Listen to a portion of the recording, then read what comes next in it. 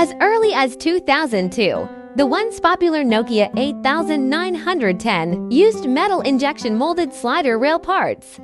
These parts came from Zoltrix Materials Guangzhou Co., Limited, a subsidiary of the Hong Kong Chungnam Group. At that time, the MIM process was not widely recognized in the industry. However, by 2011, the legendary iPhone 4 was released, featuring several MIM parts that significantly increased market demand. Traditional molding techniques could not meet the high production volumes, small sizes, high strength, and complex structures required, and MIM technology began to stand out, being utilized in the manufacturing of iPhones and other phones, continuing to be favored by various manufacturers.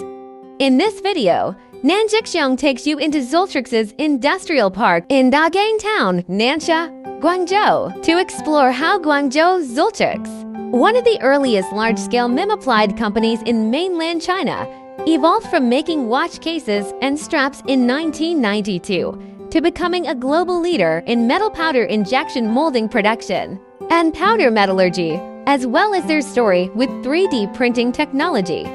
Going back to 2019, when the industry was still skeptical of new 3D printing metal manufacturing techniques, Zoltrix pioneered the use of HP's metal jet system, worth tens of millions of RMB, and collaborated with world-renowned end customers to develop and use binder jetting metal 3D printing technology. Now, Zoltrix has produced and delivered hundreds of thousands of 3C product cosmetic parts using 3D printing.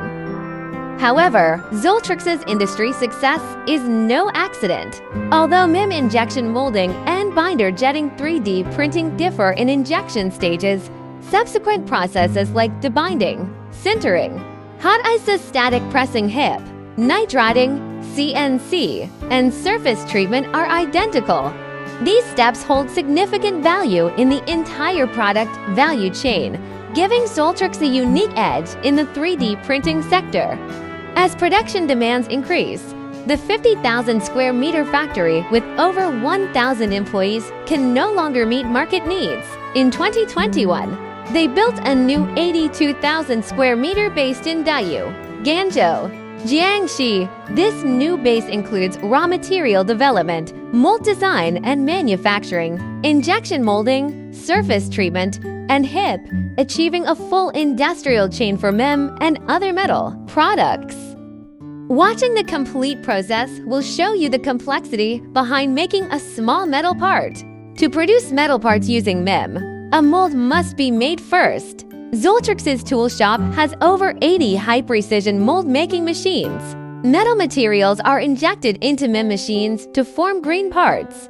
To meet mass production, Zoltrix has 270 injection molding machines for various metal materials, consuming over 300 tons of metals annually. Zoltrix owns 9 continuous sintering furnaces, each worth millions of dollars, enabling automated sintering of large batches. Such efficiency showcases China's manufacturing speed.